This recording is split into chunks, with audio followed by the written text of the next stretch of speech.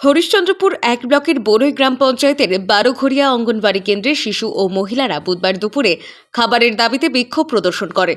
থালা বাটি হাতে তারা অঙ্গনবাড়ি কেন্দ্রের সামনে অবস্থান বিক্ষোভ জানায়। স্থানীয়দের অভিযোগ, দীর্ঘদিন ধরে নিয়মিত খাবার সরবরাহ করা হচ্ছে না। কর্মী দুলালী খাতুন কেন্দ্রে আসেন না এবং ফোনে অভিযোগ জানালে অকথ্য ভাষায় গালিগালাজ করে। স্থানীয় সূত্রে জানা গেছে, বারোঘরিয়া অঙ্গনবাড়ি কেন্দ্রটি স্থানীয় এক ব্যক্তির বাড়িতে পরিচালিত হয়। অঙ্গনবাড়ি কেন্দ্রে সরকারি সহায়িকা তথা রাঁধুনি নেই। স্থানীয় এক মহিলাকে রেখে রান্নার কাজ করানো হয়। মানে এক মাস ধরে আমরা খিচুড়ি পাই না, রোজা মাসে, ঠিক আছে। রোজার বাদে ঈদ হলো, দুদিন পারলো খিচুড়ি, দুদিন বাদে তারপরে কাল থেকে খিচুড়ি রান্না হচ্ছে। ও খিচুড়ি খাওয়া যায় না, সিধম হলুদ দে, ওগুলো বকরিও খায় না, খিচুড়ি যে রান্না হচ্ছে। এক মাস ধরে না, এক মাস ধরে আমরা পাচ্ছি না খিচুড়ি। দুদিন হচ্ছে ঈদের মধ্যে, দুদিন পাচ্ছে, দুদিন বাদে কালকে খিচুড়ি। ভাত তো আমরা পাই না, চোখে তো আমরা ডিমা দেখে না। দিদিমণি কেমন আছে না আছে আমরা তো দিদিমণিকে চিনি না। কোনোদিন সেন্টারে না, এই সেন্টারে আঙ্গনবাড়ি আমরা জানি না যে বাচ্চা দরকার কেমনে পড়াবে না পড়াবে আমরা জানি না, ঠিক আছে।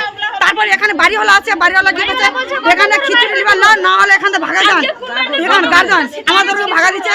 তো আমরা দিদিমণি নম্বর মানছি, দিদিমণি নম্বর এখানে হবে না, এখানে চলে যান। খিচুড়ি লিবার মন আছে না তো না, ভাগা যান। দোকান ধরে ভাগা দিচ্ছে আমাদেরকে। আমরা এখানে সেন্টার রাখতে চাই না, আমরা অন্য জায়গায় দিদিমণি আমরা হাঁটাবো।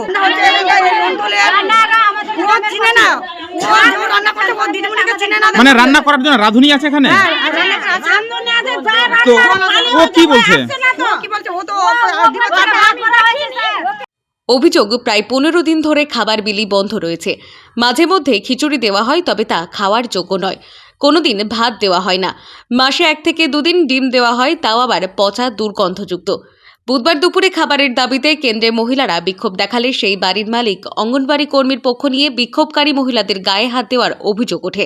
স্থানীয়রা জানায়, কর্মীর অনুপস্থিতিতে খাবার সরবরাহের দায়িত্ব স্থানীয় এক মহিলাকে দেওয়া হলেও তার কাছ থেকেও কোনো সাহায্য পাওয়া যাচ্ছে না। মালদা থেকে মাধব কুমার মণ্ডলের রিপোর্ট, টাইমলেস ডেপিকশন নিউজ।